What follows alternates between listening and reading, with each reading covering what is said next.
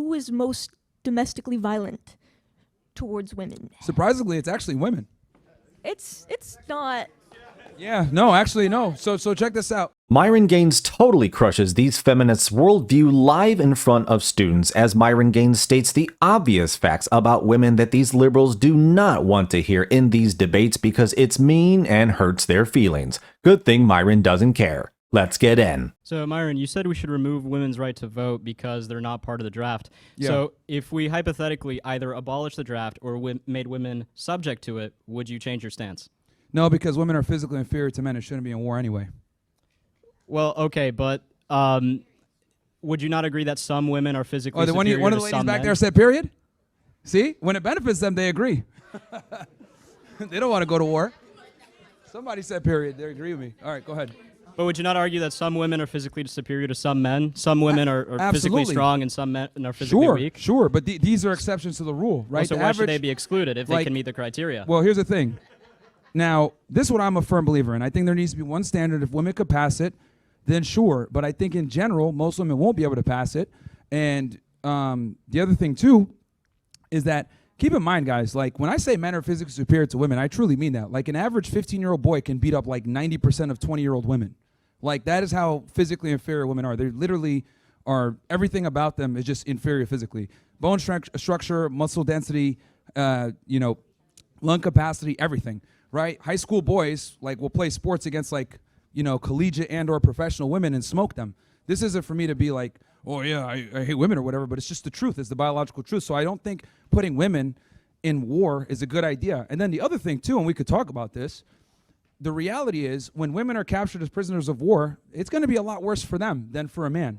And it's going to put a ridiculous amount of pressure on the United States to negotiate to get that prisoner of war out. This is precisely why the Israelis kill their citizens instead of negotiate, right, with the Hannibal Directive.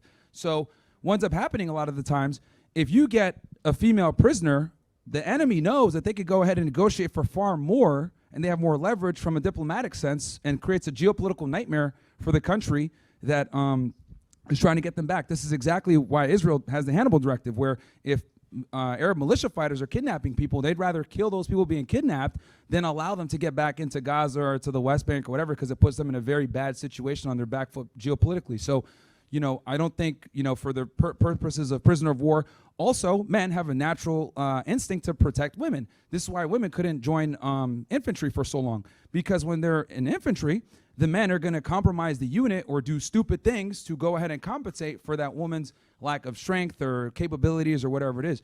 Now, I think in maybe some support roles, maybe women can be involved, right, if they pass the physical standards or whatever, but I would make it very hard where, the women need to be in the top 1 or 2% to be able to get in the first place. And if they do, it'd probably be from a support role, because I'm not a firm believer in weakening our military, for social justice. And that's what we've effectively done, right? Women want to feel like they're equal and involved. And it's like, no, dude, this is war. We need the best. Well, okay, so that answers part A of the question, but part B, say we just abolish the draft altogether, right? We have a very strong, very large standing army. We haven't used a draft in decades. Would you then change your position? Also, follow-up question. You said a lot of women are not interested in the more high IQ parts of governing.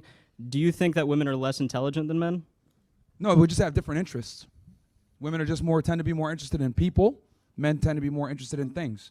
From an IQ perspective, men and women are very, very close, right? It's not much different. But most geniuses are men. But also most retards are men.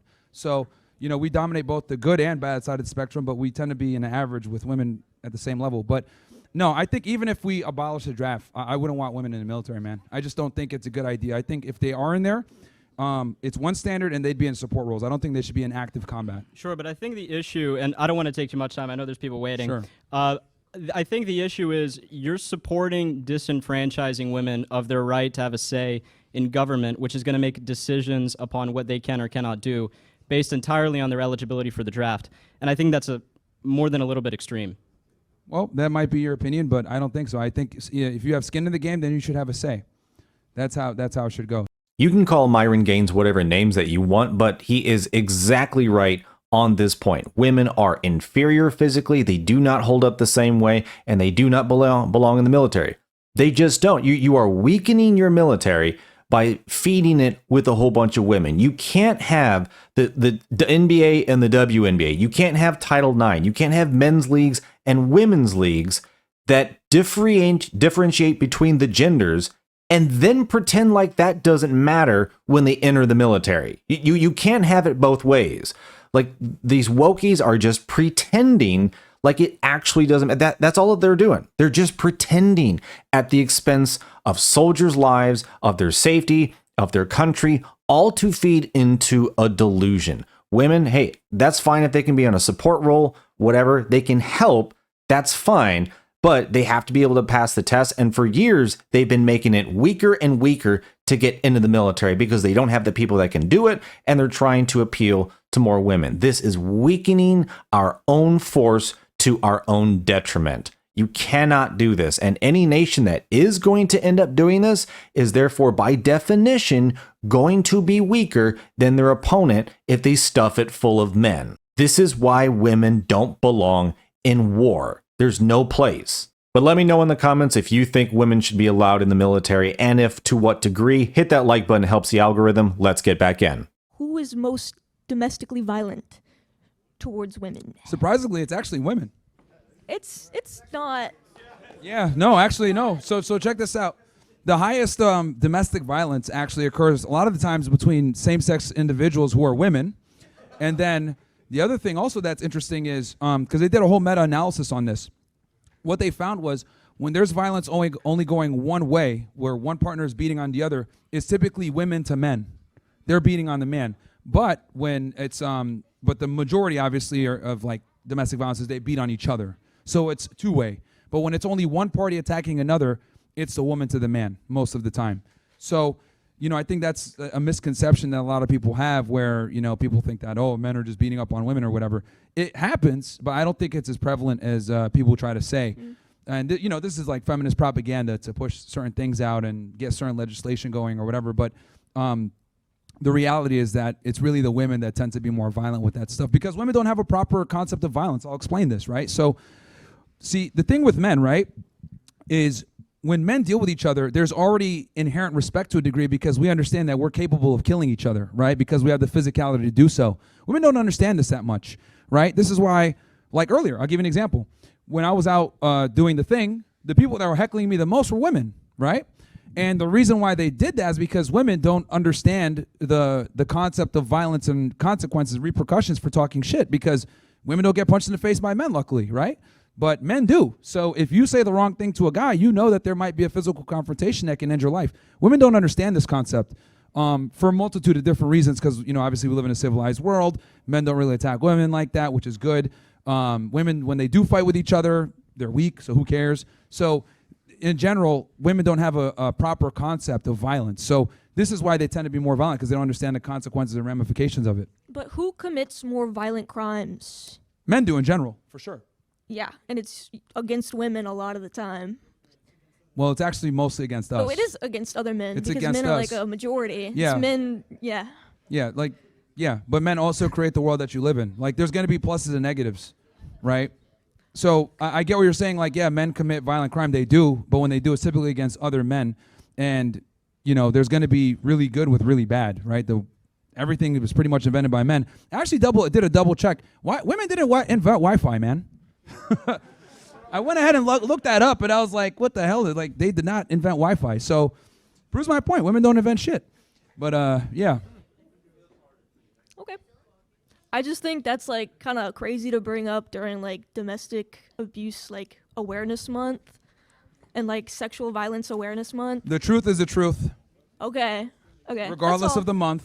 First off, the young girl was wrong about the fact that men commit so much violence against women. No, it's overwhelmingly towards other men. So that right there is a complete lie. Like, she doesn't know what she's talking about. But to Myron Gaines' point, I think he made a pretty good point about why women don't understand violence, and it makes sense. And between the civilized world, technology, feminism, I think that's why today you see more violent, crazy, unhinged women crashing out. I mean, you see YouTube videos of them just getting into fights with cops. I believe the prison population for women since the 90s has increased tenfold. tenfold from the 90s to today. Because when women are allowed to think they're equal, but they don't actually understand that they're not, they just start doing stupid stuff and they don't understand the ramifications of their actions. And unfortunately, the system that we have created, the one that we have allowed to fester, has fostered this entire environment for all of this to happen. And the liberal ideology, despite the consequences of what it produces, continues to say, this is good, keep doing it. But folks, thanks for watching. Let me know in the comments what you thought about what Myron Gaines had to say, crushing these feminist worldviews. Thanks again for watching, like and subscribe, and I will see you on the next one.